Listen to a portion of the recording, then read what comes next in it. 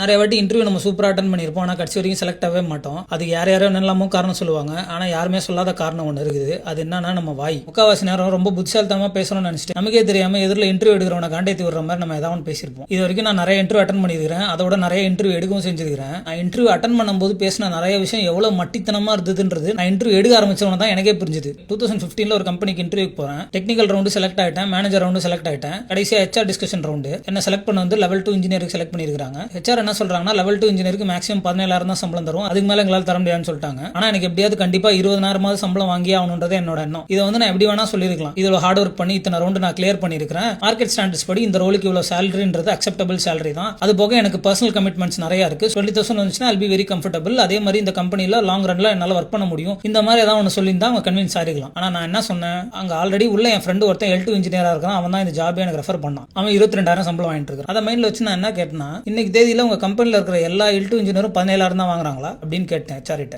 இப்போ ஒரு job vacancy வருது, அது எக்ஸ்பீரியன்ஸ் கேண்டிடேட் மட்டும் தான் எடுக்கிறாங்கன்னா அவங்க ஒரு கிரைட்டீரியா வச்சிருப்பாங்க. இப்போ வந்து L2 இன்ஜினியருக்கு 2 இயர்ஸ்ல இருந்து 4 இயர்ஸ் வரைக்கும் எக்ஸ்பீரியன்ஸ் இருக்கலாம். அதே மாதிரி சேலரிலுமே பாத்தீங்கன்னா 15,000 இருந்து 25,000 வரைக்கும் தரலாம் அப்படின்ற ஒரு ஸ்லாப் ஒன்று வச்சிருப்பாங்க. இப்போ சேலரி வந்து எப்படி டிசைட் ஆகும்னா ரெண்டு ஃபேக்டர் இருக்குது. ஒன்னு உங்களோட years of experience, 2 years experience தான் உங்களுக்கு இருக்கு அப்படின்னா ஒன்னு 15,000 தருவாங்க, இல்ல 15,000 இருந்து கொஞ்சம் ஜாஸ்தி ஒரு 17,000 18,000 தருவாங்க. உங்களுக்கு எக்ஸ்பீரியன்ஸ் வந்து 4 இயர்ஸ் இருக்குது அப்படின்னா என்ன பண்ணுவாங்கன்னா உங்களுக்கு அந்த 25,000 தந்துருவாங்க. இன்னொன்னு என்னன்னா உங்களுக்கு எக்ஸ்பீரியன்ஸ் கம்மியா இருக்குது, ஆனா நீங்க போன கம்பெனிலேயே ஆல்ரெடி 15,000 வாங்கிட்டு இருக்கீங்க அப்படின்னா அப்போ உள்ள வரும்போது 20,000 22,000 25,000 தர வாய்ப்பு இருக்கு. அதே மாதிரி இப்போ நீங்க L2 இன்ஜினியரா 25,000 சேலரி வாங்கிட்டு உள்ள வரீங்கன்னா ஒரு வருஷமும் ஒரு 2,000 ஹைக் போடுறாங்க அப்படின்னா நீங்க வந்து ஒரு 3 இயர்ஸ் கழிச்சு நீங்க L2 இன்ஜினியரா 30,000 சம்பளம் வாங்கிட்டு இருப்பீங்க. ஆனா அதே 30,000 வந்து ஒருத்தன் ஜாயின் பண்ணும்போதே கேட்கறானா தரமாட்டாங்க.